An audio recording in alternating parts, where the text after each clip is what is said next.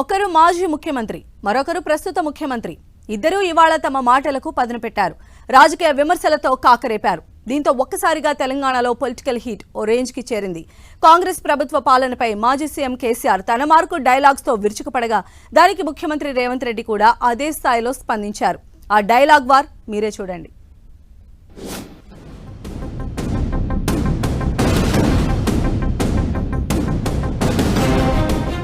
శుక్రవారం తెలంగాణ మాజీ CM KCR, CM Revanth Reddy మధ్య మాటల తూటాలు పేలాయి.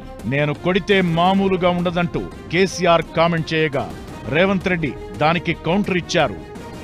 కేసీఆర్ ఎర్రవెల్లిలోని తన ఫామ్ హౌస్ లో జహీరాబాద్ నియోజకవర్గ కార్యకర్తలు, నాయకులతో భేటీ అయిన సందర్భంలో కాంగ్రెస్ ప్రభుత్వంపై పలు విమర్శలు చేశారు.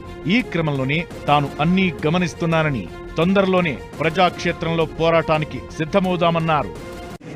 సరే, నేను గంభీరంగా మౌనంగా చూస్తున్నా. నేను కొడితే వట్టి కొట్టు నాకు అలవాట్లేదు కదా, కానీ అన్నట్టుగా నేను చూస్తా ఉన్నా. కానీ మనోళ్ళందరూ కూడా ప్రతిపాదిస్తున్న ఏంటంటే, ఒక సంవత్సరం జరిగిపోయింది, సంగమేశ్వర ఆన్నే పన్నది, బసవేశ్వర ఆన్నే పన్నది, పాలమూరు ఉత్పత్తుల పథకం ఆన్నే పన్నది, కాళేశ్వరం అట్లా ఎండబెడుతున్నారు, ఇవన్నీ అన్యాయాలని. కాబట్టి ఫిబ్రవరి నెలాఖరులో ఒక పెద్ద బహిరంగ సభ పెట్టాలి, మీరు కథ చూడాలి. కేసీఆర్ కామెంట్లపై ముఖ్యమంత్రి రేవంత్ రెడ్డి కూడా తీవ్రంగా స్పందించారు. ఫామ్ హౌస్ లో మాట్లాడడం కాదని అసెంబ్లీకి వచ్చి చర్చించాలంటూ సవాల్ చేశారు. 14 నెలల నుంచి అంట ఆయన ఫామ్ హౌస్ లో వండుకొని గంభీరంగా చూస్తున్నా. ఎవరిని చూస్తున్నావా గంభీరంగా? అచ్చోసిన ఆంబోతులాక నీ కొడుకుని అల్లుని ఊరు మీద వదిలినావు.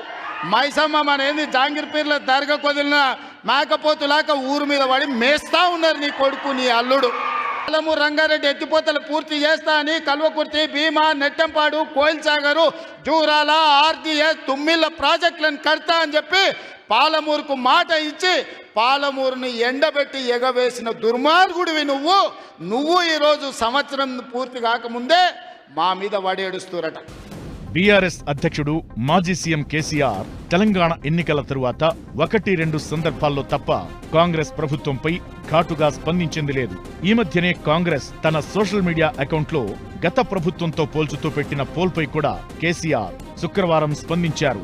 అలానే ఫిబ్రవరి నెలాఖరులో సభ నిర్వహిస్తామని చెప్పడం ద్వారా పొలిటికల్ గా యాక్టివ్ గా మారుతున్నారని అంటున్నారు. ఈ క్రమంలోనే కాంగ్రెస్ వర్సెస్ బీఆర్ఎస్ మధ్య డైలాగ్ వార్ ఓ రేంజ్ కి చేరింది.